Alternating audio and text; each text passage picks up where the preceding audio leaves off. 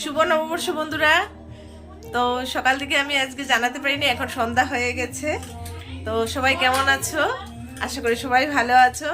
আর নববর্ষে সবাইকে অনেক অনেক শুভেচ্ছা। আর বড় সবাইকে আমার প্রণাম, আর ছোটদেরকে আমার অনেক অনেক ভালোবাসা। এই বৎসরটা যাতে প্রত্যেকের খুব খুব ভালো কাটে, আনন্দে কাটে, প্রত্যেকের দিন যাতে ভালো যায়, তাই আজকে আমি নিজে আসলাম যে সবাইকে আমি এই শুভেচ্ছাটুকু জানানোর জন্য। সবাই ভালো থাকবে, সুস্থ থাকবে।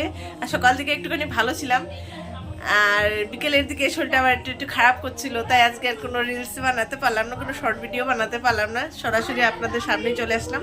এখন একটু ভালো লাগছে বলে আপনি আপনাদের সামনে চলে আসছি। তো এখন রান্নার প্রিপারেশন চলছে।